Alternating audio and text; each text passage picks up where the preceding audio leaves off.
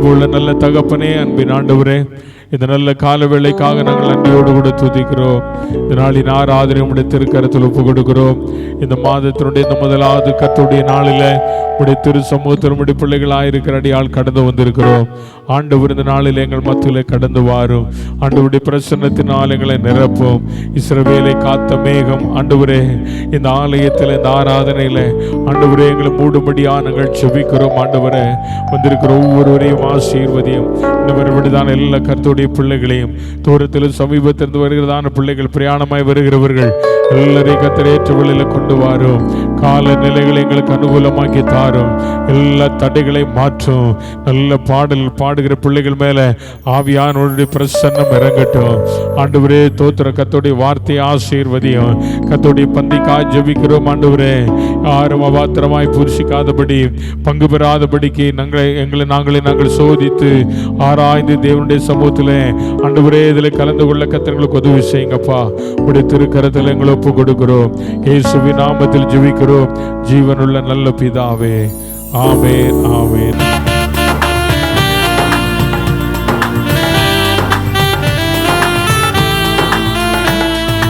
உம்மைத்தான் நான் பார்க்கிறேன், பிரகாசமடைகின்றேன். உம்மைத்தான் நான் பார்க்கிறேன், பிரகாசமடைகின்றேன். அவமானம் அடைவதில்லை அப்பா, நான் உமது பிள்ளை. அவமானம் அடைவதில்லை அப்பா, நான் உமது பிள்ளை. அப்பா, நான் உமது பிள்ளை. ஒரு நாளும் அவமானம் அடைவதில்லை அப்பா, நான் உமது பிள்ளை. ஒரு நாளும் அவமானம் அடைவதில்லை.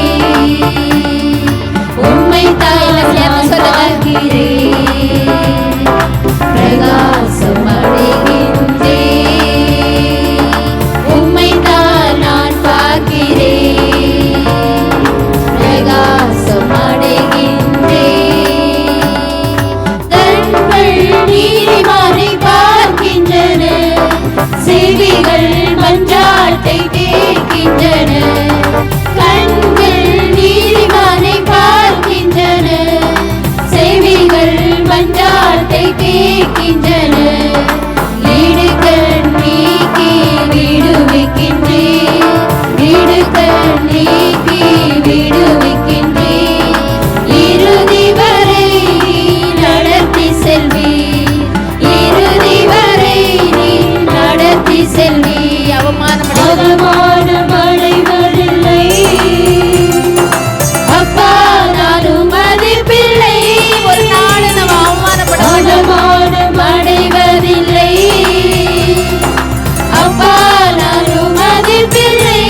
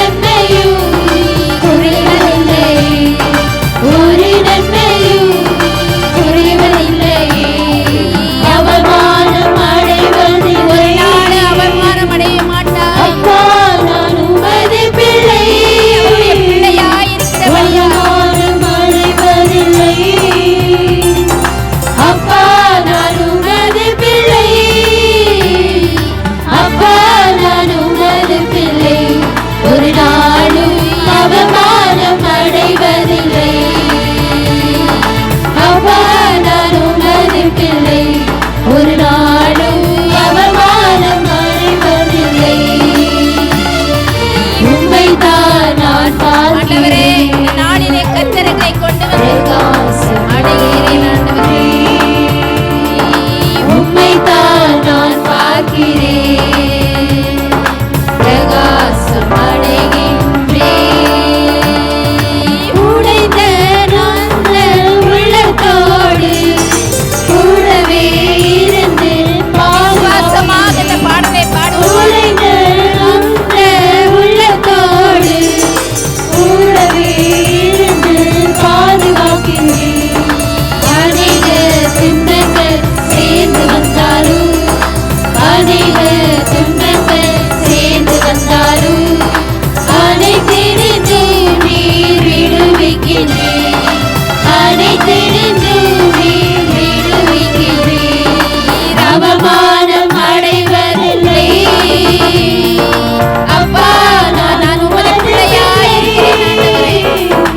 அவமானம் அடைவதில்லை. அப்பா, நான் உமது பிள்ளை. அப்பா, நான் உமது பிள்ளை. ஒரு நாளும் அவமானம் அடைவதில்லை. அப்பா, நான் உமது பிள்ளை. ஒரு நாளும் அவமானம் அடைவதில்லை. உம்மைத்தான் நான் பார்க்கிறேன், பிரகாசம் அடைகின்றேன். உம்மைத்தான் நான் பார்க்கிறேன், பிரகாசம் அடைகின்றேன். அவமானம் அடைவதில்லை. அப்பா, நான் உமது பிள்ளை. அவமானம் அடைவதில்லை. அப்பா, நான் உமது பிள்ளை. அப்பா, நான் உமது பிள்ளை. ஒரு நாளும் அவமானம் அடைவதில்லை. அப்பா, நான் உமது பிள்ளை. ஒரு நாளும் அவமானம் அடைவதில்லை. இந்த மாதத்தினுடைய வாக்குத்தத்தம் சங்கீதங்களின் புஸ்தகம் 85ஆம் சங்கீதம். 85ஆம் சங்கீதம் 12வது வசனம். 85ஆம் சங்கீதம் 12ஆம் வசனம். வாசிக்க பார்க்கலாம் ஒருத்தர். நீங்க இந்த பக்கம் வாசிக்க கூடாது, இந்த பக்கம் வாசிக்கணும். இந்த பக்கம் எடுத்து படிங்க. நல்ல பைபிளை மேல தூக்கி படி.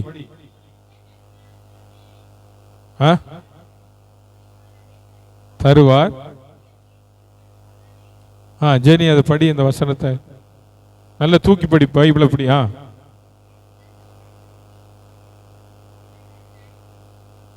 ஆமா, இனி உங்களை எல்லாரும் பேரை சொல்லி சொல்லி தான் நான் வசனம் படிக்க சொல்ல போறேன். பிரதர், நீங்க எல்லாம் கொஞ்சம் அமைதியா இருங்க. விஜி, பிரதர் நத்தானேல், நீங்க 2 பேரும் அடிக்கடி படிக்கிறீங்க. இனி ஒவ்வொருத்தரையும் சொன்னா தான் அவங்க எல்லாம் படிப்பாங்க.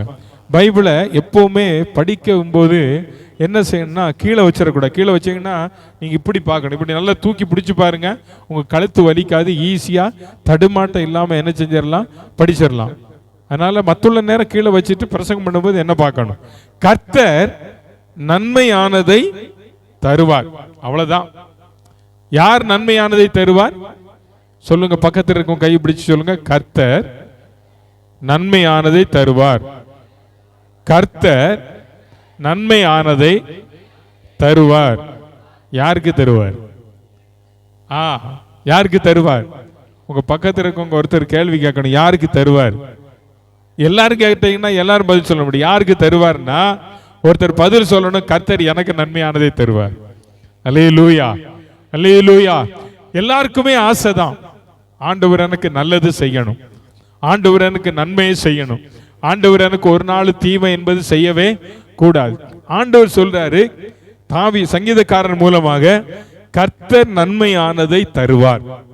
அப்போ ஆண்டவர் நமக்கு நன்மையானதை தரணும். அப்படிதானே?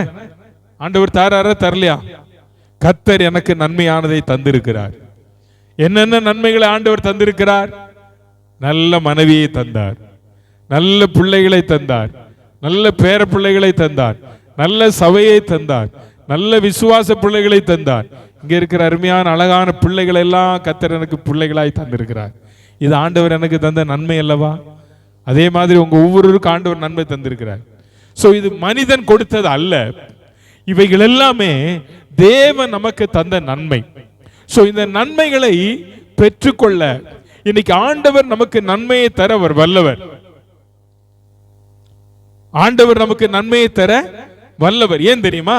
இந்த நன்மைகள் எல்லாம் எங்க இருந்து வருகிறது தெரியுமா? வேதம் சொல்லுகிறது. யாக்கோபின் புஸ்தகம் 4ஆம் அதிகாரம் 17ஆம் வசனத்தில் நீங்கள் வேதத்தில் வாசித்து பார்த்தீங்கன்னா, ஜேம்ஸ் 4:17 நீங்க படிச்சு பாருங்க. நன்மையான எந்த ஈவும் பூரணமான எந்த வரமும் ஜோதிகளின் பிதாவினிடத்திலிருந்து என்ன செய்யறதா? எப்படி வருது? ஏறி போகல, இறங்கி வருது. ஆமென். சொல்லுங்க பார்க்கலாம். எங்க இருந்து நன்மை வருது? பரலோகத்திலிருந்து வருது. பரலோகத்தில் யார் இருக்கா?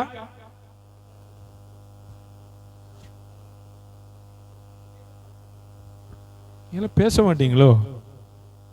பரலோகத்தில் யார் இருக்கா? பரலோகத்தில் யார் இருக்கா? பக்கத்தில் இருக்க கேள்வி கேளுங்க. பரலோகத்தில் யார் இருக்கான்னு பதில் சொல்லுங்க. கேட்டுச்சாமா? அவ சொன்னது கேட்டுச்சா? இல்ல இல்ல கேட்கல, கேட்கல இல்ல. அப்போ ஏசப்பா இருக்காருன்னா ஏசப்பா இருக்காரு அப்படியே சொல்றது. பரலோகத்தில் யார் இருக்கானா? ஏசப்பா இருக்கிறார். என்னை ரட்சித்த இயேசு இருக்கிறார். ஆமென். அப்படி சத்தமா சொல்லணும். அதை சொல்றதுக்கு கூட இன்னைக்கு எல்லாத்துக்கும் ஹார்ட் அட்டாக்கா வருது. அதை சொல்ல என்ன வாயே வரமாட்டேங்குது. சோ யாக்கோபு சொல்லுகிறார், நன்மையான எந்த ஈவும், ஈவுனா என்ன தெரியுமா? கிஃப்ட். நன்மையான கிஃப்ட். இப்ப கிஃப்ட் எல்லாருக்கும் இஷ்டம் தான். யாருக்கும் கிஃப்ட் இல்லைன்னா, கிஃப்ட் மேல எனக்கு பிரியமே இல்லைன்னு சொல்ல மாட்டோம். அந்த கிஃப்ட் என்ன கிஃப்ட் தெரியுமா? தீமை அல்ல, நன்மை. நன்மையான கிஃப்ட். நன்மையான எந்த ஈவும் பூரணமான எந்த வரமும் ஆண்டவர் அவருடைய பிள்ளைகளுக்கு கொடுக்கிற வரம். இந்த வரம் பூரணமானதான். இதெல்லாம் எங்க இருந்து வருது? பரத்திலிருந்து வருது. அப்ப நல்லா கவனிங்க. தாவீது சொல்லு, சங்கீதக்காரன் சொல்றான், கர்த்தர் நன்மையானதை தருவார். அப்ப இந்த நன்மைகள் எல்லாம் நமக்கு வருகிற இடம் பரலோகத்திலிருந்து. பூமியிலிருந்து சில நன்மைகள் நமக்கு கிடைக்கும், அப்படித்தானே? சோ அது நமக்கு கிடைக்கும், நம்ம அதை சாப்பிடுறோம். ஆனா பரத்திலிருந்து நமக்கு கிடைக்கிற நன்மை என்பது ஆவிக்குரிய நன்மைகள். அதுதான் ஆவியின் வரங்கள். சோ இந்த வரங்கள், இந்த கிருபைகள், இந்த நன்மைகள் பரத்திலிருந்து ஆண்டவர் நமக்கு தர அவர் வல்லவராய் இருக்கிறார். அதனாலதான் ஆண்டவர் தம்முடைய சீசர்களை பார்த்து சொல்லும்போது சொன்னார், பரமண்டலங்களில் இருக்கிற எங்கள் பிதாவே என்று நீ என்ன செய், ஜெபத்தை ஆரம்பி. அப்படின்னா என்ன அர்த்தம்? நான் மேல இருக்கிறேன், நீ என்கிட்ட கேட்டேன்னா நான் மேல இருந்து உனக்கு எல்லாம் என்ன செஞ்சுக்கிட்டே இருப்பேன், அனுப்பிக்கிட்டே இருப்பேன். ஆண்டவர் நமக்கு நன்மையான ஈவுகளை பரத்தில் இருந்து அவர் தர வல்லவராய் இருக்கிறார். ஏன் இந்த நன்மைகள் இந்த நாட்களில் நம்மால பெற்றுக்கொள்ள முடியவில்லை? ஆண்டவர் நமக்கு நன்மைகளை தர அவர் வல்லவர். அவர் தந்து கொண்டே இருக்கிறார். பல நன்மைகளை கர்த்தர் நமக்கு செய்திருக்கிறார். ஆனால் நாம் எதிர்பார்த்த சில காரியங்கள் நம்முடைய வாழ்க்கையில நடைபெறாமல் இருக்க காரணம் என்ன? இந்த நன்மைகள் பெற்றுக்கொள்ள முடியாததற்கு காரணம் என்ன என்பதை ஒரு 2 காரியத்தை இந்த நாளில் நான் உங்களோடு கூட வேதத்திலிருந்து பகிர்ந்து கொள்ள விரும்புகிறேன். சோ நன்மைகள் இந்த நாளில் நாம் பெற்றுக்கொள்ள முடியாததற்கு இருக்கிற தடை, நன்மைகளை இந்த நாளிலே ஆண்டவருடைய கரத்திலிருந்து பெற்றுக்கொள்ள முடியாததற்கு காணப்படுகிறதான தடை கற்கள் என்ன, தடை என்ன என்பதைத்தான் இந்த நாளிலே உங்களோடு கூட சொல்ல போறோம். ஒன்று, முதலாவதாக 85ஆம் சங்கீதம் 2ஆம் வசனம். இந்த பக்கம் படிங்க, படிங்க படிங்க. இப்ப இந்த பக்கம் தமிழ்ல ஒருத்தர் படிங்க. உமது ஜனத்தின் அக்கிரமத்தை மன்னித்து அவருடைய பாவத்தை எல்லாம் மூடினீர். நல்லா கவனிங்க. இந்த சங்கீதத்தில் நீங்க வேதத்தில் நல்ல இதை போய் வீட்டில் நீங்க படிச்சு பாருங்க. கர்த்தர் ஏன் நன்மையானதை நமக்கு தரல அப்படின்றத குறித்து இந்த சங்கீதத்தில் சில காரியங்களை எழுதி வைத்திருக்கிறார். அதுல ஒரு காரியம், உமது ஜனத்தின் அக்கிரமத்தை என்ன செய்தீர், என்ன செய்தீர், இப்ப பைபிள் பார்க்கணும். என்ன செய்தீர்? மன்னித்தீர், அக்கிரமத்தை மன்னித்தீர். யாருடைய அக்கிரமம்? யாருடைய அக்கிரமம்? யாருடைய அக்கிரமம்? அவருடைய ஜனத்தின் அக்கிரமம். நாம் எல்லாரும் யாரு? நாம் எல்லாரும் யாரு? அவருடைய ஜனம். நாம் இயேசு கிறிஸ்துவின் ரத்தத்தினாலே கழுவப்பட்டிருக்கிறோம். ஆகவே நாம் அவருடைய பிள்ளைகள். இப்போ நமக்குள்ள வேதம் சொல்கிறது, அவருடைய உமது ஜனத்தின் அக்கிரமத்தை நீர் என்ன செய்யணும்? மன்னிக்கணும். அப்ப ஆண்டவர் இந்த நாளிலே நமக்கு நன்மையை தர வேண்டுமானால் உனக்குள்ள இருக்கிறதான அக்கிரமத்தை ஆண்டவர் மன்னிக்கணும். அப்படின்னா என்ன அர்த்தம்? உனக்குள்ள இருக்கிறதான பாவத்தை ஆண்டவர் மன்னிக்கணும். உன் பாவத்தை நீ ஆண்டவருடைய சமூகத்தில் என்ன செய்யணும்? அறிக்கை செய்யணும்.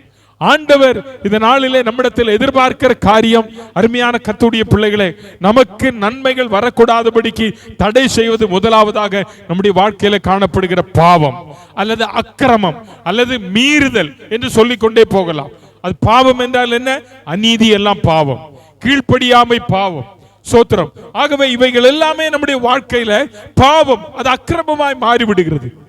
இவைகள் நம்முடைய வாழ்க்கையில தேவனுக்கும் நமக்கும் ஒரு பெரிய தடையை உருவாக்குறபடினால தேவன் நமக்கு செய்ய வேண்டியதான நன்மைகளை அவரால் செய்ய முடியாமல் போய்விடுகிறது. அதைத்தான் தாவீது 103ஆம் சங்கீதத்தில் 3ஆம் வசனத்தில் இப்படி சொல்லுகிறார், அவர் உன் அக்கிரமங்களை எல்லாம் மன்னித்து உன் நோய்களை எல்லாம் குணமாக்கி. தோத்திரம். அப்போ நல்லா கவனிங்க, நம்முடைய பாவத்தையும் நம்முடைய அக்கிரமத்தையும் மன்னிக்கிறவர் தான் நம்முடைய ஆண்டவர்.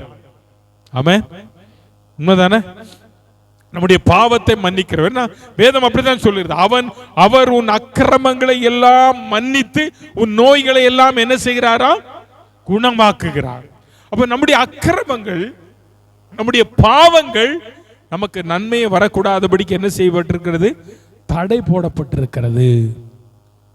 அப்ப இவற்றில் இருந்து இந்த நன்மையை நாம் பெற்றுக்கொள்ள வேண்டுமானால் நம்முடைய பாவங்கள் என்ன செய்யப்பட வேண்டும்? மன்னிக்கப்பட வேண்டும். ஒருவேளை நீங்க கேட்கலாம், நான் என்ன பாவியா? நான் என்ன பாவம் செய்து கொண்டிருக்கிறேனா? என் பாவத்தை எல்லாம் ஆண்டவர் மன்னித்திட்டாரே, என் பாவத்தை எல்லாம் ஆண்டவர் மன்னிச்சிட்டார் ஐயா, திரும்ப நம்ம பாவம் செய்யறேன்னு சொல்றீங்களே என்ன? வேதம் சொல்லுகிறது, அநீதி எல்லாம் பாவம், கீழ்ப்படியாமை பாவம். நாம் ஒவ்வொரு நாளும் வேதத்தை வாசிக்கிறோம். அந்த வேதத்தை வாசிக்கும் போது ஆண்டவர் நம்மோடு பேசுகிறார். அந்த வார்த்தைக்கு நாம் கீழ்ப்படியாமல் போனால் அது என்னவாய் மாறிவிடுகிறது? பாவமாய் மாறிவிடுகிறது. இப்ப இந்த பாவத்தோடு கூட நாம் ஆண்டவருடைய சமூகத்துக்கு போகவே முடியாது. ஏனென்றால் அவரை குறித்து வேதம் சொல்லுகிறது, 1 தீமோத்தேயு 1:15 பாவிகளை ரட்சிக்க கிறிஸ்து இயேசு உலகத்திற்கு வந்தார். அப்ப இயேசு இந்த உலகத்திற்கு வந்தது நம்முடைய அக்கிரமங்களை மன்னிக்க, நம்முடைய பாவங்களை மன்னிக்க. சோ அந்த அக்கிரமத்தையும் பாவத்தையும் மன்னித்தால் நாம் எப்படிப்பட்டவர்களாக இருக்கிறோம் என்றால் 32ஆம் சங்கீதம் 1ஆம் வசனம் சொல்லுகிறது, எவனுடைய பாவம் மன்னிக்கப்பட்டதோ, எவனுடைய மீறுதல், சொல்லுங்க, எவனுடைய மீறுதல் மன்னிக்கப்பட்டதோ, எவனுடைய பாவம் மூடப்பட்டதோ அவன், அப்போ பாவம் கழுவப்பட்டவன் யாராயிருக்கிறான்? பாக்கியவானா இருக்கிறான். இயேசு நம்முடைய பாவங்களுக்காக சிலுவையிலே தம்முடைய ஜீவனையை கொடுத்தார். இயேசு நம்முடைய அக்கிரமங்களுக்காக தன்னையே சிலுவைக்கு ஒப்பு கொடுத்தார். அவருடைய வேதம் சொல்லுகிறது, எவனுடைய பாவம் மூடப்பட்டதோ அவன் யாராயிருக்கிறான்? பாக்கியவானா இருக்கிறான். இந்த பாவம் பாவம் பாவம் பாவம் மனிதனை ஆண்டவர் படைக்கும் போது பாவத்தை படைக்கவில்லை. ஆனால் மனிதனுடைய கீழ்ப்படியாமையினாலே இந்த உலகத்திலே பாவம் வந்தது என்று நாம் ஆதியாம புஸ்தகத்திலே வாசிக்கிறோம். ஆதியாம புஸ்தகத்திலே நாம் வாசிக்கும் போது 4ஆம் அதிகாரத்திலே பார்க்கிறோம், அங்கு காயின் ஆபேலுடைய சம்பவம். அந்த காயினும் ஆபேலும் ஆண்டவருக்கு முன்பதாக காணிக்கைகளை செலுத்த வந்தார்கள். ஒருவனுடைய காணிக்கையை கர்த்தர் அங்கீகரித்தார், இன்னொருடைய காணிக்கையை கர்த்தர் என்ன செய்யல? அங்கீகரிக்கல. சோ இதன் பலன் என்ன வந்தது? அங்கே ஒரு சம்பவம் நடந்தது, கொலை நடந்தது. காயின் ஆபேலை என்ன செய்தான்? கொலை செய்தான். கர்த்தர் அவனை பார்த்து கேட்டார், எங்க உன் சகோதரனாகிய ஆபேல்? அப்போ கேட்கிறான், நான் அவனுக்கு என்ன காவலாளியோ? அவன் எனக்கு தெரியாது. ஆண்டவர் சொன்னார், ஆபேலுடைய ரத்தம் பூமியிலிருந்து என்ன செய்யும்? கூப்பிடுமையா. அங்கே ஒரு வசனம் சொல்லப்பட்டிருக்கிறது, 4ஆம் அதிகாரம் 7ஆம் வசனத்தில் ஆண்டவர் சொல்றார், யார் நீ நன்மை செய்தால் மேன்மை இல்லையோ? நீ நன்மை செய்யாதிருந்தால் படுத்திருக்கும். இது யாரை பார்த்து சொல்றாரு? யாரை பார்த்து சொல்றாரு? காயினை பார்த்து ஆண்டவர் சொல்றார், நீ நன்மை செய்திருந்தால் உனக்கு என்ன கிடைக்கும்? உனக்கு என்ன கிடைக்கும்? மேன்மை கிடைக்கும். இப்ப நன்மை எதற்காக நாம் செய்கிறோம்? இந்த பூமியில தேவன் நமக்கு மேன்மை தருவதற்காக நாம் நன்மை செய்கிறோம். அங்க சொல்றாரு, நீ நன்மை செய்யாதிருந்தால் பாவம் எங்க படுத்திருக்குது? வாசற்படியில படுத்திருக்கு. ஒரு வீட்டுக்கு கண்டிப்பா என்ன இருக்கும்? வாசற்படி இருக்கும். ஒரு வாசற்படி இல்லாத வீடு எதுவுமே இருக்காது. ஒருவன் வெளியே போனாலும் வாசற்படியை தாண்ட வேண்டும், உள்ளே போனாலும் வாசற்படியை தாண்ட வேண்டும். ஆனால் இங்க வேதம் சொல்லுகிறது, பாவம் எங்க படுத்திருக்கு? வாசற்படியில படுத்திருக்கு. அப்ப இந்த பாவத்தை தாண்டணும். ஒரு கர்த்தருடைய பிள்ளை அந்த பாவத்தை தாண்ட வேண்டாம். இயேசுவின் ரத்தத்தினால அந்த பாவத்தை ஜெயிக்க முடியும். ஆமென் சொல்லுங்க, அல்லேலூயா. அப்போ உன்னுடைய வாழ்க்கையில இந்த நாளில ஏன் நன்மை கிடைக்கல? ஏதோ ஒரு இடத்துல நீ ஆண்டவருக்கு பிரியமில்லாமல் செய்ததான பாவம் எங்கேயோ ஒட்டி இருக்கு, எங்கேயோ படுத்திருக்கு. அவைகள் இன்னைக்கு உனக்கு மேலிருந்து வர வேண்டியதான நன்மைகளை தடை செய்து கொண்டிருக்கிறது என்பதை நீ மறந்து விடக்கூடாது. அல்லேலூயா, அல்லேலூயா. நீங்க வேதத்துல ஒரு சம்பவத்தை உங்களுக்கு நான் சொல்றேன். மார்க் எழுதின சுவிசேஷம் 2ஆம் அதிகாரம், மார்க் எழுதின சுவிசேஷம் 2ஆம் அதிகாரம் அதனுடைய 5ஆம் வசனத்தை நீங்க பார்த்தீங்கன்னா அங்க ஒரு சம்பவத்தை ஆண்டவர் சொல்றார் பாருங்க. இயேசு அவர்கள் விசுவாசத்தை கண்டு திமிர்வாதக்காரனை நோக்கி, மகனே உன் பாவங்கள் உனக்கு மன்னிக்கப்பட்டது என்றார். இந்த சம்பவம் நம்ம எல்லாருக்கும் நன்றாக தெரியும். ஆண்டவராகிய இயேசு கிறிஸ்து கப்பர்நகூமுக்கு அடிக்கடி விசிட் பண்ற ஒரு பழக்கம் உண்டு. இந்த கப்பர்நகூமுக்கு அவர் போகிறார் என்று சொன்னால் அந்த கப்பர்நகூமில் ஏராளமான மக்கள் இயேசுவை தேடி வருவார்கள். இப்பொழுது ஆண்டவராகிய இயேசு கப்பர்நகூமில் ஒரு வீட்டிலே இருந்து அந்த ஜனங்களுக்கு சுவிசேஷத்தை அறிவித்துக் கொண்டிருக்கிறார். ஏராளமான அற்புதங்களை அங்கே நடக்குது. ஆனால் வேதம் 2ஆம் வசனம் சொல்லப்பட்டிருக்கிறது, அவர்களுக்கு வசனத்தை அவர் என்ன செய்தாராம்? போதித்தார். அவர் போதிக்கப்பட்டதான இடம் ஒரு வீடா இருந்தபடியினாலே அந்த வீட்டு வாசற்படியிலும் உள்ளும் புறமும் ஏராளமான ஜனங்கள் இருந்தார்கள். வெளியே இருந்து யாரும் உள்ளே வர முடியாத நிலைமையிலே அவ்வளவு கிரவுட் அந்த கூட்டத்தில் இருந்தது. சோ இந்த சூழ்நிலைமையில அந்த கிராமத்தில் ஒரு திமிர்வாதம் பிடித்ததான ஒரு சகோதரர், இந்த சகோதரனை ஆண்டவரிடத்தில் 4 பேர் தூக்கி கொண்டு வருகிறார்கள். அவன் நடக்க முடியாதவன், 4 பேர் சேர்ந்தவனை தூக்கி கொண்டு வருகிறார்கள். கொண்டு பார்த்தால் அந்த வீட்டிற்குள்ள என்ன செய்ய முடியவில்லை? நுழைய முடியவில்லை, பார்க்க முடியவில்லை, இயேசுவை பார்க்க முடியவில்லை. இப்ப இந்த 4 பேருக்கும் எப்படி ஆகிலும் இந்த சகோதரன் என்ன செய்யணும்? சுகம் பெற வேண்டும். இதுதான் அந்த 4 பேருடைய நம்பிக்கை. சோ அதனால என்ன பண்ணாங்க? இந்த 4 பேரும் அந்த வீட்டுக்கு மேலே ஏறிட்டான். வீட்டுக்கு மேலே ஏறி என்ன பண்ணாங்க? அந்த வீட்டினுடைய கூரையை பிரிச்சு, அந்த மேல் கூரையை பிரிச்சு அது வழியே என்ன செஞ்சாங்க? அந்த திமிர்வாதக்காரனை அந்த படுக்கையை கீழே என்ன செய்தாங்க? இறக்கினார்கள். இதெல்லாம் பைபிள்ல சொல்லப்பட்டிருக்கு. இப்போ இந்த சம்பவத்தை ஆண்டவர் உற்று கவனித்துக் கொண்டே இருக்கிறார். இந்த சம்பவத்தை ஆண்டவர் பார்க்கிறார். பார்த்துட்டு வேதம் சொல்லுகிறது பாருங்க, இயேசு அவர்கள் விசுவாசத்தை கண்டு. யாருடைய விசுவாசம்? திமிர்வாதக்காரனுடைய விசுவாசமா? இல்ல. யாருடைய விசுவாசம்? அவரை தூக்கிட்டு போனாங்க பாருங்க. அந்த 4 பேருக்கும் என்ன விசுவாசம்? ஆண்டவர் என் நண்பனை அல்லது என் தம்பியை அல்லது என் சகோதரனை அல்லது என் மகனை என்னை சார்ந்த இந்த நபரை கண்டிப்பா விடுவிப்பார். ஆமென். அதற்கு அவங்க எடுத்த பிரயாசம் கொஞ்சம் நஞ்சம் அல்ல. நல்லா பாருங்க, இப்ப எவ்வளவு நல்லவரா இருந்தா இவன் ஓட பிரிக்கிறான். இவர் அந்த வீட்டுக்காரர் இருந்தாரா எனக்கு தெரியல, ஆனா அவர் என்ன செஞ்சிருக்காரு, பெர்மிஷன் கொடுத்திருக்காரு. இப்ப இந்த 4 பேர் சேர்ந்து என்ன செய்யறாங்க, ஓட்ட முதல்ல பிரிக்கிறாங்க. ஓட்ட பிரிக்கிறதுனா சாதாரண விஷயமா? அதுக்கு என்ன வேணும்? ஓடு பிரிக்கணும்னா முதல்ல பெர்மிஷன் வேணும். ரெண்டாவது என்ன வேணும்? டூல்ஸ் வேணும். டூல்ஸ் வேணுங்க, ஆயுதம் வேணும்.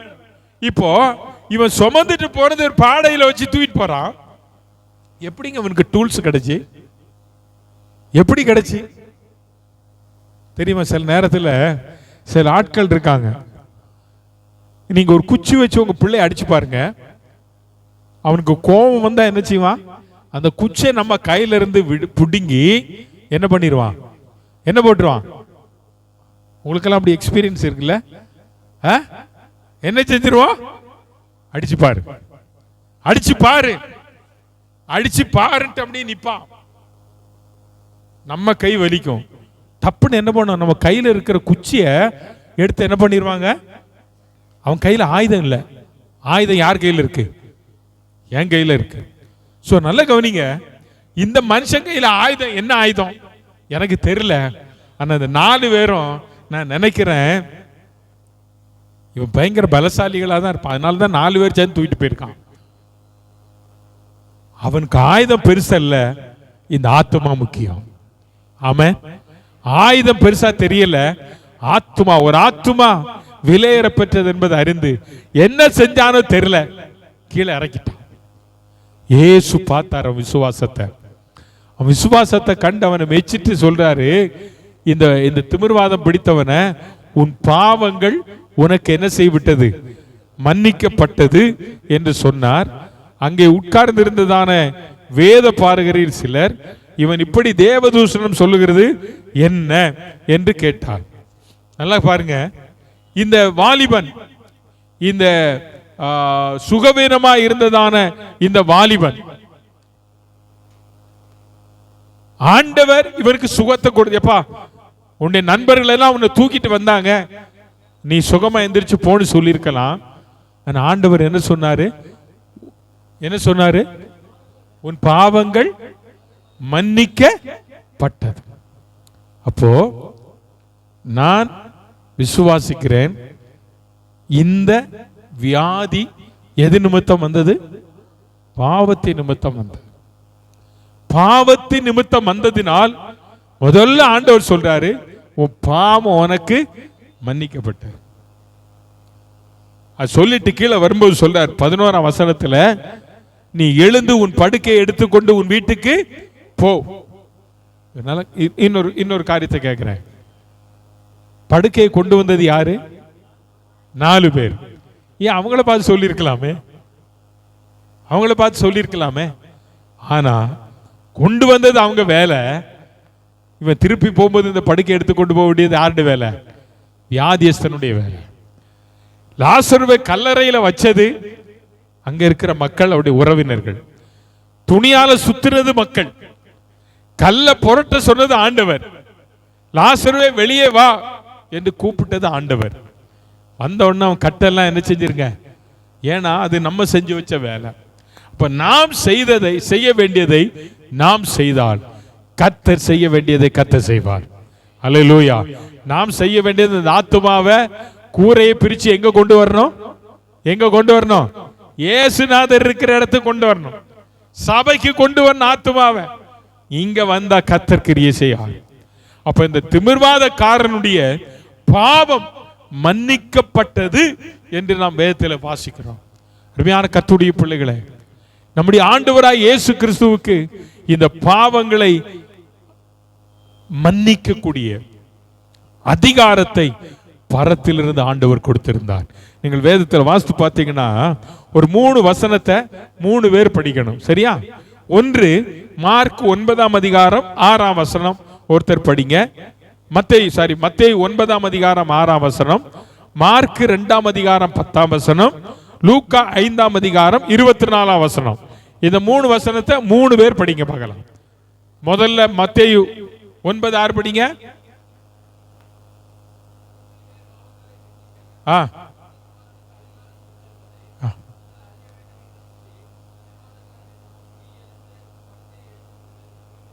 பூமியில பாவங்களை மன்னிக்க யாருக்கு அதிகாரம் இருக்கு? சத்தம் சொல்லுங்க, யாருக்கு அதிகாரம் இருக்கு? இயேசுவுக்கு அதிகாரம் இருக்கிறது. ஆமென், அல்லேலூயா. பூமியில அவர் இந்த பூமிக்கு வந்தது பாவிகளை ரட்சிப்பதற்காக. பாவிகளை ரட்சிக்க வந்த இயேசுவை குறித்து வேதம் சொல்லுகிறது, பூமியில பாவங்களை மன்னிக்கிற அதிகாரம் இந்த பூமியில யாருக்கும் இல்லை. யார் ஒருவருக்கு தான் இருக்கு? இயேசு ஒருவருக்கு. அப்போ இந்த அத்தாரிட்டியில தான் திமிர்வாதக்காரனை பார்த்து அங்கேயும் சொல்றாரு, நீ எழுந்து உன் படுக்கையை எடுத்துக்கொண்டு. ஆமா, இந்த அதிகாரம் இல்லைன்னா இவரால் அந்த வார்த்தையை சொல்லவே முடியாது. அப்ப அதிகாரம் பெற்றவர் நீங்களும் நானும் ஆராதிக்கிற ஆண்டவர். இந்த அதிகாரம் எங்க இருந்து வந்தது தெரியுமா? பாரத்திலிருந்து. ஆமென். இப்ப மார்க் 2:10 படிங்க. பூமியில பாவங்களை மன்னிக்க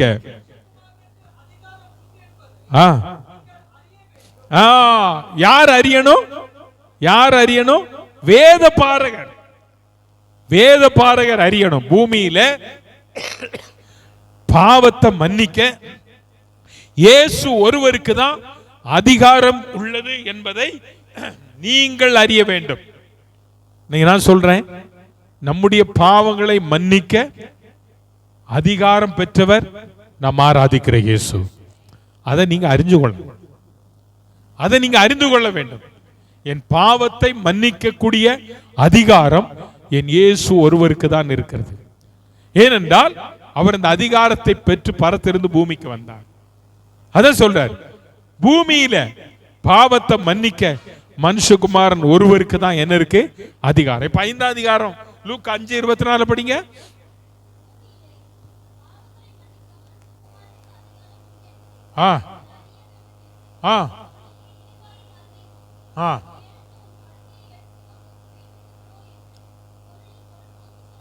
அப்ப இந்த 3 வசனத்திலையும் ஒரே ஒரு வார்த்தை மறுபடி வருது. என்ன வார்த்தை?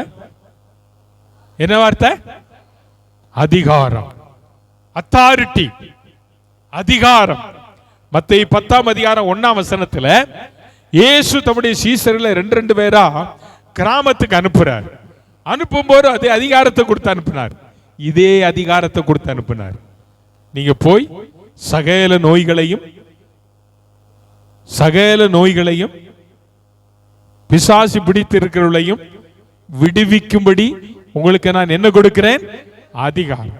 இப்ப இந்த 3 வசனத்தை நல்லா கவனிச்சு பாருங்க. மத்தேயு, மார்க்கு, லூக்கா, இது 3லயுமே ஆண்டவர் சொல்றாரு மனுஷகுமாரனுக்கு அதிகாரம் இருக்கிறது. அப்ப இந்த அதிகாரத்தினால தான் நம்முடைய பாவங்களை அவர் என்ன செய்தார்? மன்னித்தார். இந்த அதிகாரம் இல்லாமல் அவர் நம்முடைய பாவங்களை என்ன செய்யல? மன்னிக்கல. உன் பாவத்தை ஆண்டவர் மன்னித்தது எதற்காக? அவர் பெற்ற அதிகாரத்தினால. நீ அவருடைய பிள்ளையாகும்படிக்கு யோவான் 1:12 படி அதிகாரத்தை அவர் தந்ததினால இன்றைக்கு கர்த்தருடைய பிள்ளையே நம்முடைய பாவத்தை ஆண்டவர் மன்னித்தாரானால் நமக்கு பரத்திலிருந்து நன்மை உண்டாகும். இந்த அதிகாரம் ஆண்டவருடைய கையில் இருக்கிறது. இரண்டாவதாக, ஆண்டவருக்கு அதிகாரம் மட்டுமல்ல, 1 யோவான் 1ஆம் அதிகாரம் 7ஆம் வசனம். 1 யோவான் 1ஆம் அதிகாரம் 7ஆம் வசனம் படிங்க பார்க்கலாம். நம்ம எல்லாருக்கும் தெரியும், அவர் ஒளியில் இருக்கிறது போல, அவர் ஒளியில் இருக்கிறது போல நாமும் ஒளியிலே நடந்தால் ஒருவரோடு ஒருவர் என்னவா இருப்போம்? ஐக்கியமாய் இருப்போம். இயேசு கிறிஸ்துவினுடைய ரத்தம் சகல பாவங்களை நீக்கி நம்மை, சொல்லுங்க, சகல பாவம். என்ன பாவம்? சகல பாவம். அதை மன்னிக்க ஆண்டவருக்கு அதிகாரம் இருக்கிறது. அவர் ஒளியில் இருக்கிறது போல நாமும் எங்க இருக்கணும்? நம்ம இருளில் இருக்க கூடாது. இருள் எதை காட்டுகிறது? எதை காட்டுது? பாவம். வெளிச்சம் எதை காட்டுது? பரிசுத்தத்தை காட்டுது. நல்லா கவனிங்க, நீங்க இருளில் இருந்தால் உங்கள் பாவம் மன்னிக்கப்படாது. நீங்கள் வெளிச்சத்தின் பிள்ளைகளாய் மாறணும். நான் ஒளியில் இருக்கிறது போல நீங்களும் ஒளியிலே நடக்கணும். நானே உலகத்துக்கு ஒளியா இருக்கிறேன் என்று சொன்னார்.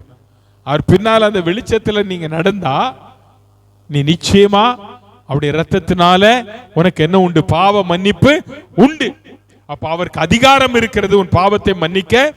அவர் ஏற்கனவே உனக்காக, உங்களுக்காக, எனக்காக தம்முடைய விலையேறப்பட்ட ரத்தத்தை சிந்தினதுனால அந்த ரத்தம், இயேசு கிறிஸ்துவின் ரத்தம் சகல பாவங்களையும் நீக்கி உன்னை என்ன செய்யும்? சுத்திகரிக்கும். இந்த அதிகாரத்தை ஆண்டவர் தந்திருக்கிறபடினாலே உங்களுடைய என்னுடைய பாவங்களை அவர் மன்னித்தால் நிச்சயமாய் நமக்கு நன்மை பரத்திருந்து வரும். ஆமென், அல்லேலூயா. இந்த அதிகாரத்தை பெற்றவர் ஆண்டவர். அவருடைய இரத்தம் நமக்கு விடுதலை தரும். மூன்றாவதாக வெளிப்படுத்தின விசேஷம் 1ஆம் அதிகாரம் 6ஆம் வசனம், ரெவலேஷன் 1:6 படிங்க பார்க்கலாம். ரெவலேஷன் கடைசி புஸ்தகம். நம்மிடத்தில் அன்பு கூர்ந்து தமது இரத்தத்தினாலே நம்முடைய பாவங்களற நம்மை கழுவி தம்முடைய பிதாவாகிய தேவனுக்கு முன்பாக நம்மை ராஜாக்களும் ஆசாரியர்களும் ஆக்கின அவருக்கு மகிமையும் வல்லமையும் என்றென்றைக்கு உண்டாயிருப்பதாக. ஆமென். மூன்றாவதாக கர்த்தருடைய பிள்ளையே, வேதம் சொல்லுகிறது நம்மிடத்தில் அன்பு கூர்ந்து தமது இரத்தத்தினாலே நம்முடைய பாவங்களற நம்மை கழுவி இருக்கிறார். ஆமென். அவருக்கு அதிகாரம் இருக்கு. அந்த அதிகாரத்தின்படி அவருடைய பாவங்களை மன்னிக்கிறார். இயேசுவின் ரத்தத்தினாலே நம் பாவங்களற நம்ம கழுவி இருக்கிறோம். மூன்றாவதாக யோவான் அப்போஸ்தலர் சொல்லுகிறார், அவருடைய பாவங்கள் உனக்கு மன்னிக்கப்பட வேண்டுமானால் அவர் உன்மேல அன்பு கூற வேண்டும். அவருடைய அன்புதான் இன்னைக்கு உன்னுடைய பாவத்தை மன்னித்திருக்கிறது. யோவான் 3ஆம் அதிகாரம் 16ஆம் வசனத்தில் வாசிக்கிறோம், தேவன் தம்முடைய ஒரே பேரான குமாரனை விசுவாசிக்கிறவன் எவனோ அவன் கெட்டு போகாமல் நித்திய ஜீவனை அடையும்படிக்கு அவரை தந்தருளி இவ்வளவாய் உலகத்தில் அன்பு அன்பு அன்பு அன்பு. அப்போ ஆண்டவருடைய அன்பினால் உன்னுடைய பாவங்கள் மன்னிக்கப்பட்டிருக்கிறது. ஸ்தோத்திரம். அல்லேலூயா, அல்லேலூயா. சத்தமா சொல்லுங்க, அல்லேலூயா. இளைய குமாரன் தன் தகப்பனை விட்டு தூரம் போய்விட்டான். தூரம் போய் தனக்குண்டான எல்லாவற்றையும் இழந்து விட்டான். இப்ப இழந்தவன் மனம் திரும்பி அப்பா வீட்டுக்கு வரான். அப்பா வீட்டுக்கு வரும்போது அந்த அப்பா மகனை ஏற்றுக்கொள்ள மாட்டேன் என்று சொல்லவில்லை, மகனை அன்போடு கூட என்ன செய்தார்? ஏற்றுக்கொண்டார். ஒரு தகப்பனுடைய குணம் பிள்ளைய மன்னிக்கிற குணம், அன்பு செலுத்துகிற ஒரு குணம். இயேசு அப்பா கிட்ட, இயேசுவின் இடத்துல இந்த கேரக்டர் இருந்தது. அப்ப அவர் சொல்றாரு, நம்மிடத்தில், என்னிடத்துல அவர் அன்பு கூர்ந்ததுனாலதான் என் பாவத்தை ஆண்டவர் என்ன செஞ்சார்? மன்னிச்சார். என்னிடத்துல அவர் அன்பு கூர்ந்ததுனாலதான் என் அக்கிரமங்கள் எல்லாம் அவர் மன்னித்தார். என்னிடத்துல அவர் அன்பு கூர்ந்ததுனால என் அக்கிரமத்தை, என் பாவத்தை மன்னித்த ஆண்டவர் எனக்கு நன்மையை தந்து கொண்டே இருக்கிறார். இந்த நன்மை வழங்குகிற கர்த்தர் இந்த காலையில உங்களிடத்துல எதிர்பார்க்கிறது, உன்னுடைய பாவம் மன்னிக்கப்பட வேண்டும். அருமையான கர்த்தருடைய பிள்ளைகளே, இந்த நாளில், இந்த மாதத்தின் முதல் வாரத்தில் நாம் கர்த்தருடைய பந்திக்கு நேராய் கடந்து வந்திருக்கிறோம். இந்த பந்தி என்பது எல்லாரும் கலந்து கொள்ளக்கூடிய ஒன்று அல்ல. இயேசு கிறிஸ்துவின் ரத்தத்தினாலே கழுவப்பட்டு பிதா குமாரன் பரிசுத்த ஆவியின் நாமத்தினாலே மூழ்கி ஞானஸ்நானம் பெற்று அவரோடு கூட நித்திய உடன்படிக்கையில பங்குள்ளவர்கள் இந்த கர்த்தருடைய பந்தியிலே பங்கு பெறலாம். ஆனால் பங்கு பெறுகிறவர்களுக்கு நிபந்தனையாய் பவுல் சொல்லுகிறார், நீ அபாத்திரமாய் கர்த்தருடைய பந்தியில பங்கு பெறக்கூடாது. நீ அபாத்திரம் என்று சொல்லும் போது ஆண்டவருக்கு பிரியமில்லாத, அவருடைய ரத்தம், அவருடைய சரீரம் பரிசுத்தம் உள்ளது. இந்த பரிசுத்தமுள்ள ரத்தத்தையும் பரிசுத்தமுள்ள அவருடைய சரீரத்தையும் பானம் பண்ணுகிற உனக்குள்ளே இருள் இருக்கக்கூடாது, பாவம் இருக்கக்கூடாது, அசுத்தம் இருக்கக்கூடாது. இதை நீ நிதானித்து அறிந்தால் நீ இதுல பங்கு பெறலாம். இதுல பங்கு பெறுவதற்கு உனக்கு கொடுத்த நிபந்தனை அதுதான். அப்படியானால் கர்த்தருடைய பிள்ளைகளை நீங்கள் சொல்லணும், கர்த்தர் என் பாவத்தை மன்னித்திருக்கிறார், கர்த்தர் என்னை கழுவி இருக்கிறார், கர்த்தர் என்னை சுத்திகரித்து இருக்கிறார், நான் ஆண்டவருடைய பிள்ளை, இன்னைக்கு அவரோடு கூட ஐக்கியப்படுவதற்காக இந்த கர்த்தருடைய பந்தியில நான் பங்கு பெற போகிறேன். நான் இதில் பங்கு பெறாவிட்டால் எனக்கும் அவருக்கும் உறவில்லை, எனக்கு நித்திய ஜீவனில் இடமில்லை, நான் அவரை சந்திப்பதும் இல்லை. நான் அவரை சந்திக்க வேண்டுமானால், நித்திய ஜீவனில் நான் பங்கு பெற வேண்டுமானால் இந்த கர்த்தருடைய பந்தியில நான் பங்கு பெற வேண்டும். ஆகவே இந்த பந்தியிலே பங்கு பெறுகிற கர்த்தருடைய பிள்ளைகளுக்கு ஒரு நிச்சயம் வேண்டும், கர்த்தர் என் பாவத்தை மன்னித்திருக்கிறார். நான் இன்னைக்கு பரிசுத்தமாய் அவருடைய திரு ரத்தத்தை பானம் பண்ண நான் வந்திருக்கிறேன். ஆகவே இதை பானம் பண்ணுவதனால எனக்கு என்ன கிடைக்கிறது என்றால், ஆண்டவரோடு கூட ஒரு நல்ல ஐக்கியம் கிடைக்கிறது. ஆண்டவரோடு கூட ஒரு நல்ல ஐக்கியம் கிடைக்கிறது. இதன் ரத்தத்தினால் ஆகிய புதிய உடன்படிக்கை. ஆண்டவர் இன்றைக்கு இதில் நீ பங்கு பெறுவதனால ஒரு புதிய உடன்படிக்கை உன்னோடு கூட ஆண்டவர் செய்ய இருக்கிறார். அந்த உடன்படிக்கை என்ன? அந்த உடன்படிக்கை என்ன? நீ என்னுடைய பிள்ளை, நீ என்னுடைய பிள்ளை, நான் உனக்கு நன்மையானதை தருவேன். அல்லேலூயா. நான் உனக்கு நன்மையானதை தருவேன் என்கிற உடன்படிக்கையை கர்த்தர் உன்னோடு கூட செய்ய இருக்கிறார். மனுஷர்கள் செய்கிற உடன்படிக்கை எல்லாம் மாய்ந்து போகும். ஆனால் இயேசு தம்முடைய இரத்தத்தினாலே நம்மோடு கூட செய்திருக்கிற உடன்படிக்கையானது மாறாதது. ஆகவே இந்த உடன்படிக்கையில நீங்கள் பங்கு பெற உங்களை அன்போடு கூட கேட்டுக்கொள்கிறேன். இரண்டாவது காரியம், உங்களுடைய பாவங்கள் மன்னிக்கப்பட்டால் உங்களுக்கு நன்மை. இரண்டாவதாக கர்த்தருடைய பிள்ளைகளே, 65ஆம் சங்கீதம் 4ஆம் வசனத்தை வாசிக்கலாம். 65ஆம் சங்கீதம் 4ஆம் வசனம். சீக்கிரம் படிங்க. முது பிரகாரங்களில் வாசமாய் இருக்கும்படி நீர் தெரிந்து கொண்டு சேர்த்து கொள்ளுகிறவன் பாக்கியவான். உம்முடைய பரிசுத்த ஆலயமாகிய முது வீட்டின் நன்மையால் என்ன செய்வோம்? திருப்தியாகும். உன் பாவம் மன்னிக்கப்பட்டால் உனக்கு நன்மை. இரண்டாவது, முது வீட்டின் நன்மையினால நாங்க என்ன செய்வோம்? என்ன செய்வோம்? ஆமா, வீட்டின் நன்மை. அப்ப ஆலயத்துக்கு வருவதனால என்ன இருக்கிறது? நன்மை இருக்கு, திருப்தி இருக்கு. ஆமென். சோ இன்னைக்கு நிறைய பேர் ஆலயத்துக்கு வந்து திருப்தியா போகாததற்கு காரணம் என்ன தெரியுமா? முதல் சொன்ன பாருங்க, அந்த காரியம் அது எங்கோ ஒண்ணு ஒட்டிக்கிட்டு இருக்கிறதுனால உங்களால திருப்தியா போக முடியல. நம்மால திருப்தியா போக முடியல. ஆண்டவர் சொல்றாரு, உம்முடைய பரிசுத்த ஆலயமாகிய உமது வீட்டின் நன்மையினாலே நாங்கள் என்ன செய்வோம்? அப்ப ஆலயம் என்பது நமக்கு நன்மையை கொடுக்கிற இடம். ஆலயம் என்பது நம்மை திருப்திப்படுத்துகிறதான ஒரு இடம். மனுஷனுக்கு எவ்வளவுதான் கொடுத்தாலும் என்ன இருக்காது? திருப்தி இருக்காது. ஆனா உனக்கு திருப்தி கிடைக்கிற ஒரே ஒரு இடம் தேவனுடைய ஆலயம். இங்க வந்தா திருப்தி ஆவதற்கான காரணம் என்ன தெரியுமா? இந்த வேத வசனம் நம்மை திருப்தி ஆக்குகிறது. இந்த வேத வசனத்தை நாம் கேட்பதினால, இதை புசிப்பதினால, இதை நாம் திருப்தி அடைகிறோம். ஆராதிப்பதினால, கர்த்தரை நீ நல்லா ஆராதிச்சு பாரு, நீ திருப்தியா ஆலய வீட்டுக்கு போவ. நல்ல சத்தமா பைபிள் படிச்சு பாரு, நீ திருப்தியா போவ.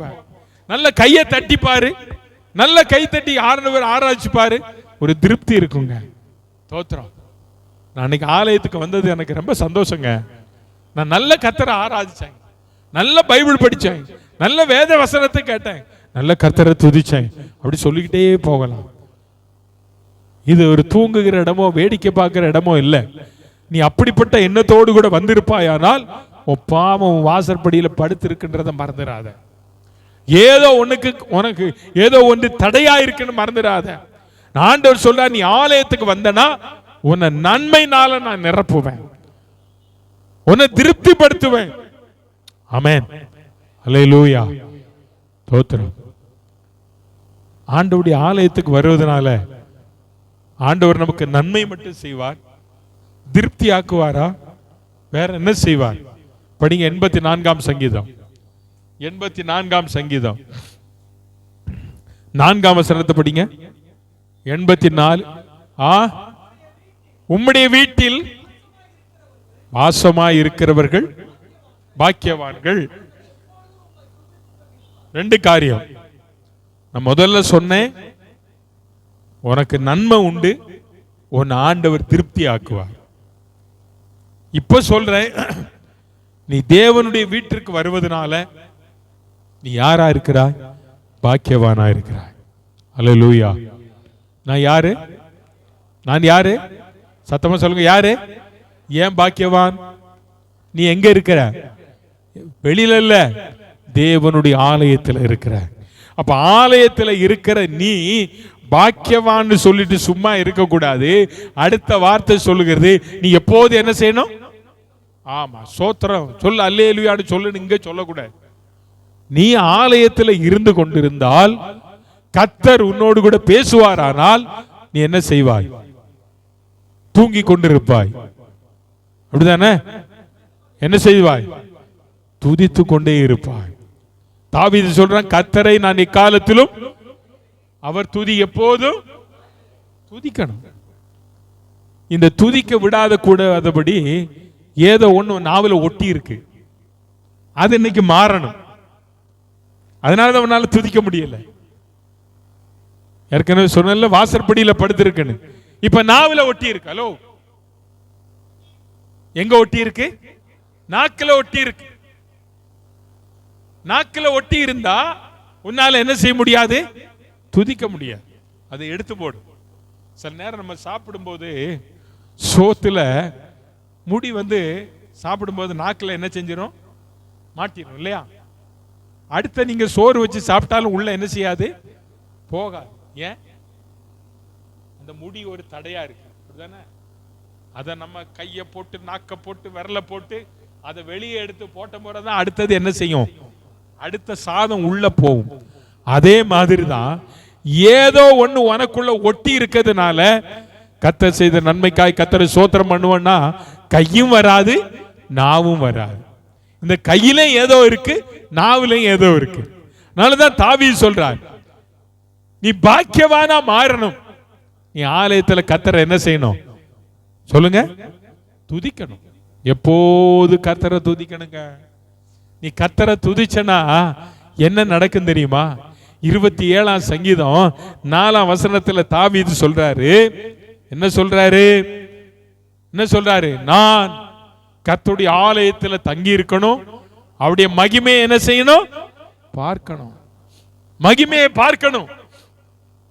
அப்ப தேவ மகிமை, தேவ பிரசன்னம் எங்க இருந்தா கிடைக்கும்? அப்ப ஆலயத்துக்கு வந்தா தேவ மகிமை பார்க்கணும், பரிசுத்தமா இருக்கணும். நீ பரிசுத்தம் இல்லாமல் தேவனுடைய மகிமையை தரிசிக்க முடியாது. அதனால்தான் தாவீது சொன்ன, பரிசுத்த அலங்காரத்தோடு கர்த்தரை தொழுது கொள்ளுங்கள். ஆலயத்துல வந்தா நமக்கு நன்மை கிடைக்குங்க. என்ன நன்மை கிடைக்கும் தெரியுமா? ஆலயத்துல நமக்கு என்ன இருக்கு? ஐக்கியம் இருக்கு. என்ன இருக்கு? ஃபெலோஷிப். ஆலயத்துல என்ன இருக்கு? இப்ப நம்ம எல்லாரும் ஒரு ஐக்கியத்துல இந்த பந்தியில பங்கு பெற போறோம். இது வீட்டுல இருந்தா கிடைக்குமா? கிடைக்காது.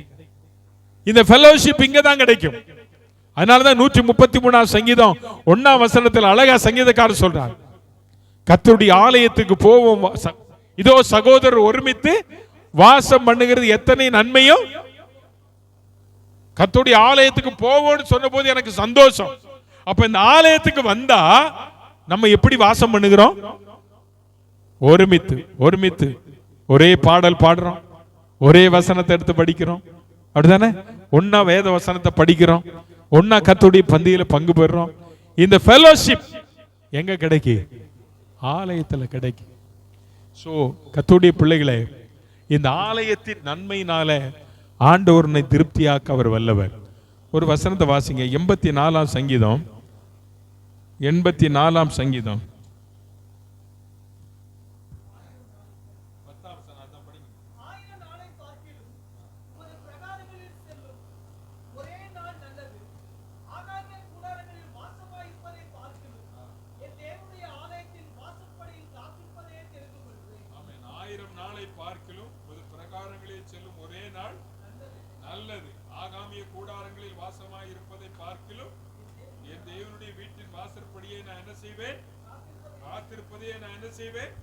அப்போ தேவனுடைய பிள்ளைகளா இருக்கிறதா ஆலயத்தின் மேல வாஞ்ச உள்ளவர்களா இருக்கணும்.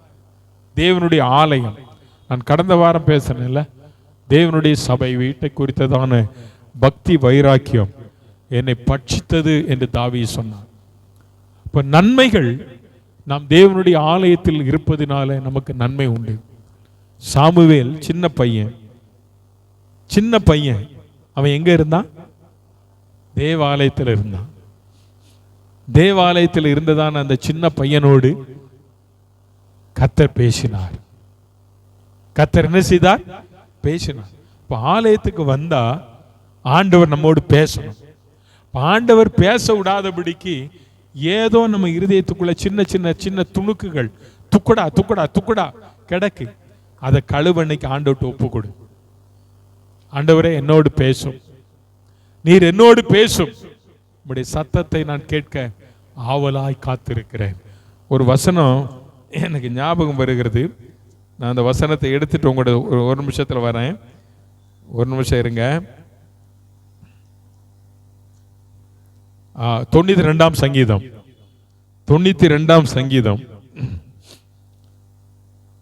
12 13 14 படிங்க பார்க்கலாம். 92. நீதிமான் பனையை போல செழித்து லீபனோனில் உள்ள கேதுருவை போல வளரும். போதும். யாருங்க? யார் நீதிமான்? யாரு நீதிமான்? நான் நீதிமான். எப்படி நீதிமான்? இயேசுவின் ரத்தத்தால் கழுவப்பட்டதினாலே நான், இயேசுவை விசுவாசித்ததினாலே நான், அவருடைய வார்த்தை கீழ்ப்படிந்ததினாலே நான். அப்ப அந்த நீதிமானாகிய நான் எதை போல வளருவேன்? பனையை போல வளருவேன். இந்த பனைமரம் எத்தனை பேர் பார்த்திருக்கீங்க? நீங்க எல்லாம் பார்த்திருக்கிறதுக்கு வாய்ப்பே இல்லை. ஆமே, திருநெல்வேலியில் அதிகமா பனைமரம் இருக்கு. அந்த பனைமரத்தை பார்த்தீங்கன்னா ஒண்ணு கூட என்ன இல்லை, அந்த பனைமரத்தில் ஒண்ணு கூட வேஸ்ட் இல்லைங்க. மட்டை வேஸ்ட் இல்லை, மரம் வேஸ்ட் இல்லை, நொங்கு ஓலை பின்னிடுறாங்க. எல்லாமே பனைமரத்தில் ஒண்ணு கூட என்ன இல்லை. அது எப்படி வளருமா? செழித்து வளரும். நீதிமான் பனையை போல செழித்து லீபனோனில் உள்ள கேதுருவை போல வளருவான். கர்த்தருடைய ஆலயத்திலே நாட்டப்பட்டவர்கள். ஆமா, எங்க செழித்திருப்பாங்க? பிரகாரம். ஆசரிப்பு கூடாரத்தில் 3 பகுதி இருக்கு. பிரகாரம், பரிசுத்த ஸ்தலம், மகாபரிசுத்த ஸ்தலம். பிரகாரம் என்பது என்ட்ரன்ஸ். அப்ப நீ ஆலயத்தினுடைய என்ட்ரன்ஸ்ல இருந்தாலே உனக்கு என்ன கிடைக்கும்? என்ன கிடைக்கும்? அப்ப உள்ள வந்துட்டா மகாபெரிய செழிப்பு. அப்ப தேவனுடைய ஆலயத்தில் நாட்டப்பட்டவர்கள் செழித்திருப்பார்கள். அப்ப தேவனுடைய ஆலயத்தில் நீ வந்தனா உனக்கு என்ன உண்டாகும்? என்ன உண்டாகும்? செழிப்பு உண்டாகும். தண்ணி இல்லைனாலும் செழிக்கும், மழை பெய்யலனாலும் செழிக்கும். ஆமென். ஆமா, செழிக்கும். உனக்கு ஆண்டவர் செழிப்பை தருகிறவர். அதற்கு அடுத்த வசனம் சொல்லுகிறது, கர்த்தர் உத்தமர் என்றும் என் கண்மனையாகி அவரிடத்தில். இப்ப அந்த வார்த்தையை மட்டும் நீங்க அண்டர்லைன் பண்ணுங்க. இவ்வளவு நேரம் பேசணுமே, நம்ம ஆராதிக்கிற இயேசு, அவர்கிட்ட என்ன இல்ல? என்ன இல்ல? உங்ககிட்ட என்ன இருக்கு? அநீதி இருக்கு. நம்ம கிட்ட இருக்கு. சோ இன்னைக்கு அது மாறணும். அந்த அநீதி மாறணும். அந்த அநீதி என்கிற சின்ன பிட்டர்னஸ், சின்ன துணுக்கு, அதை வெளியேறணும். அதை கழுவப்பட்டுட்டா நன்மையை ஆண்டவர் பார்த்திருந்து தருவார். அல்லேலூயா. சோ கடைசி வசனம் சொல்லுது பாருங்க, அவர்கள். எவர்கள்? தேவனுடைய ஆலயத்தில் நாட்டப்பட்டவர்கள். நீதிமான். சோத்திரம். அவர்கள் முதிர் வயதிலும் கனி தந்து புஷ்டியும். ஐயா, நீதிமான் எப்படி இருப்பானா? புஷ்டியும் பசுமையுமாயிருப்பான், செழிப்பா இருப்பான். இன்னைக்கு நம்ம லைஃப் எப்படி இருக்கு? கொஞ்சம் ஆராய்ஞ்சு பாருங்க. நம்ம வாழ்க்கை எவ்வளவோ ஆண்டவர் நமக்கு தரார். நமக்கு செழிப்பு இருக்கா? நம்ம செழித்து இருக்கிறோமா? நம்ம புஷ்டியா இருக்கிறோமா? புஷ்டி என்று சொல்லும் போது சரீர பிரகாரமான புஷ்டியை நான் சொல்ல, உன்னுடைய ஸ்பிரிச்சுவல்ல இன்னைக்கு நீ எந்த அளவுக்கு புஷ்டியா இருக்கிற? நீ ஆலயத்துக்கு வா. பரத்திலிருந்து ஆண்டவர் உனக்கு வரத்தை தந்து உன்னை புஷ்டி ஆக்குவார். அல்லேலூயா. பரத்திலிருந்து தான் கிடைக்கும். பாஸ்டர் கையில இருந்து ஒண்ணும் கிடைக்காது. பாஸ்டர் கை வெறும் எம்டி கை. பரத்திலிருந்து ஆண்டவர் உனக்கு அதை தர அவர் வல்லவர். தோத்திரம். சிலர்லாம் பாஸ்டர் கையினால தான் அற்புதம் நடக்கும்னு நினைக்க. இல்லை, பாஸ்டர் ஒரு கருவியா பயன்படுத்துறார். ஆனா எல்லாம் மேல இருந்து தான் வரும். நான் இன்னைக்கு காலையில ஆண்டவரே எனக்கு ஒரு நன்மையை நீங்க தரணும். நம்ம இன்னைக்கு ஒரு பாட்டு பாடணும்ல, வாருங்க என்னேசரே வயல்வெளிக்கு போவோம். அதுல ஒரு சரணம் இப்படி பாடணும், ஆராதனை கலந்து கொள்வே, அபிஷேகத்தால் நிறைந்திடுவேன், உம்மை துதித்து துதித்து தீனம் பாடி பாடி தீனம் நடனம் ஆடி. இந்த பாட்டு எனக்கு தெரிஞ்சு 2001 2 அப்படின்னு நினைக்கிறேன். அன்றைக்கு எங்ககிட்ட இருந்த பிள்ளைகள் இந்த பாட்டை நம்ம பைபிள் காலேஜில் இருந்து வந்த பிள்ளைகள் தான் பாடினாங்க. என்ன வருதார் ராபர்ட் பிரதர், சரிதான ஞாபகம் இருக்கா? ஆமா, அந்த பிள்ளைகள் தான். அந்த எசேக்கியல்னு ஒரு தம்பி, அவர் தான் அந்த பாட்டை முத பாடினார். அன்னைக்கு இருந்த பிள்ளைகள் 1-2 பேர் இங்க இருக்கீங்க. இந்த பாட்டை பாடும் போதெல்லாம் அன்னைக்கு சேர்ல வெறும் பாய் தான். அந்த பாயில முழங்கால் நின்று ஆவியில நிறைஞ்சது இன்னும் கண்ணால காண்கிறேன். என் கண் முன்னால் அது நிற்கு, இன்னைக்கே நிக்குது. ஆராதனையில் நான் கலந்து கொள்வேன், அபிஷேகத்தால் ஆலயத்தில் வந்த நான் அபிஷேகத்தால் நிரப்பப்படணும். நீ நிரப்பப்படாம இருக்க காரணம் ஏதோ ஒட்டி இருக்கு. வாசற்படியில் இருக்க தூக்கி எறி. என்ன இன்னைக்கு ஆண்டவரே நான் அபிஷேகத்தால் நிரம்பப்படாதபடிக்கு இருக்கிற சின்ன அந்த பிட்டர்னஸ், என்ன சின்ன காரியம் என்ன எங்கேயோ ஒட்டி இருக்குங்க, எங்கேயோ ஒட்டி இருக்கு. அது இன்னைக்கு நீ தூக்கி எரிஞ்சு உன் ஆண்டவருக்கு ஒப்பு கொடுத்தால் நீ ஆராதனையில கர்த்தரை மையப்படுத்த முடியும். எல்லாம் எழுந்து நிற்போமா? எல்லாம் எழுந்து நிற்போம். ஹல்லேலூயா, ஹல்லேலூயா. கர்த்தர் நல்லவர். இந்த நாளில் அப்படிப்பட்ட கிருபையை கர்த்தர் தரட்டும், அப்படிப்பட்ட கிருபையை தரட்டும். சபையில வந்திருக்கிற உங்களுக்குள்ள, ஆராதனையில கலந்து கொள்ளுகிற உங்களுக்குள்ள தோத்திரம் தேவனுடைய வல்லமை இறங்கணும், தேவனுடைய அபிஷேகம் இறங்கணும். ஆராதனையில் கலந்து கொள்ளுவேன், அபிஷேகத்தால் நிறைந்திடுவேன்.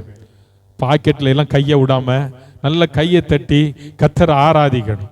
பிள்ளைகள் சும்மா ஸ்டைலுக்காக நம்ம இங்க வரல, இல்ல கையை கட்டிக்கிட்டு நிக்க வரல. கர்த்தரை நல்லா ஆராதிங்க, நல்ல நடனம் ஆடி ஆண்டவர் ஆராதிப்பேன்னு பாட்டு பாடுற நம்ம வாழ்க்கையில என்ன இருக்கணும்? அது செய்கையில காட்டணும், செயல்ல காட்டணும். அதுதான் ஒரு கர்த்தருடைய பிள்ளைகளுடைய வாழ்க்கை. தோத்திரம். நீ சும்மா நீ ஆண்டவருடைய பிள்ளை என்பதை நீ சொல்லுவதை விட ஆக்ஷன்ல காட்டிப்பாரு. கர்த்தர் நிச்சயமா உன் மூலமா மகிமைப்படுவார். இந்த நாளில் கர்த்தருடைய பிள்ளை நன்மையை உனக்கு வேணுமா? ஆண்டவருடைய கரத்திலிருந்து நன்மை வேணுமா? ஆண்டவர் நன்மையான எந்த ஈவும் பூரணமான எந்த வரமும் ஜோதிகளின் பிதாவினிடத்திலிருந்து இறங்கி இறங்கி வருது. எல்லாம் இறங்கி மேல இருந்து கீழே வருதுங்க, இறங்கி வருது. ஹல்லேலூயா. அவர் உனக்கு தர வல்லவராய் இருக்கிறார், நன்மையை தரவர் வல்லவராய் இருக்கிறார். ஹல்லேலூயா. நன்மையை தரவர் வல்லவராய் இருக்கிறார். இந்த காலையில் ஆண்டவர்கிட்ட கேளுங்க, ஆண்டவரே எனக்கு அந்த நன்மையை தாரும் ஆண்டவரே. பாருங்க, வாரும் ஆண்டவரே, வாரும் ஆண்டவரே. தோத்திரம். அன்னைக்கு சூலமத்தியாள் மணமகனை பார்த்து, வாங்க நம்ம வயல்வெளிக்கு போவோம், அங்க எனேசருடைய உச்சிதங்களை உமக்கு நான் தருவேன் என்று சொன்னாரு. எல்லா நல்ல கரங்களை தட்டி இந்த பாடலை பாடி கர்த்தரை மையப்படுத்துமா? ஹல்லேலூயா, ஹல்லேலூயா. வாருங்க என்னேசரே வயல்வெளிக்கு போவோம், வாருங்க என்னேசரே வயல்வெளிக்கு போவோம், அங்கே என்னேசத்தின் உச்சிதங்களை உமக்கு கை வரிக்க போகுது. நல்ல கை தட்டி பாடு. ஆமென், ஆமென். உமக்கு கனியாய் கொடுப்பேன். பாருங்க, பாருங்க என்னேசரே வயல்வெளிக்கு போவோம், பாருங்க என்னேசரே வயல்வெளிக்கு போவோம், ஆராதனை கலந்து கொள்வேன், அபிஷேகத்தால் நிறைந்திடுவேன், ஆராதனை கலந்து கொள்வேன், துதித்து தினம் பாடி பாடி நடனம் பாடி சொல்லுங்க உம்மை துதித்து துதித்து நடனம் பாடி மகிழ்வே பாருங்க என் நேசரே வயல்வெளிக்கு போவோம் பாருங்க என் நேசரே வயல்வெளிக்கு போவோம் நீ செய்த நன்மைக்கா என்ன நான் செலுத்திடுவேன் என்ன நான் செலுத்திடுவேன் ரட்சிப்பின் பாத்திரத்தை என் கையில் ஏந்தி ரட்சகா உம்மை தொழுவேன் ஓடா ரட்சிப்பின் பாத்திரம் ஏந்தி ரட்சகா உம்மை தொழுவேன் பாருங்க வயல்வெளிக்கு போவோம் ஆமென் ஆமென் ஆமென் என் நேசரே வயல்வெளிக்கு போவோம் என் நேசத்தின் உச்சிதங்களை உமக்கு கனிய கொடுப்பேன் என் நேசத்தின் உச்சிதங்களை உமக்கு கனிய கொடுப்பேன் நீ செய்த நன்மைக்கா என்னதான் ஆண்டவர் செய்த நன்மை சொல்லுங்க பார்க்கலாம் நீ செய்த நன்மைக்கா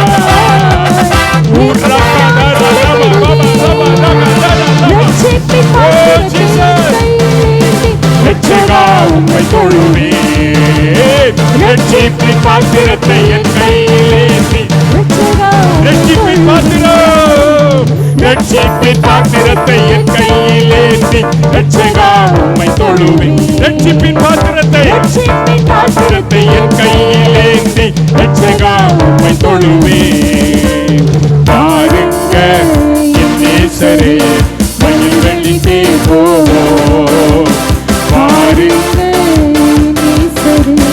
வயல்வெளிக்கு போவோம் அங்கே என் நேசத்தின் உச்சிதங்களை உனக்கு கனிய கொடுப்பேன் அங்கே என் நேசத்தின் உச்சிதங்களை உமக்கு கனிய அங்கே என் நேசத்தின்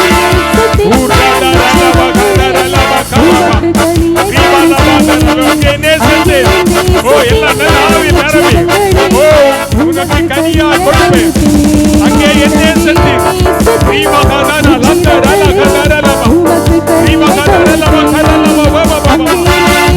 தடுக்கிற பொருளாத ஆவி தேவ ஜனத்திற்கு நன்மை கொடுக்கிற ஓ தடுக்கிற பொருளாத ஆவி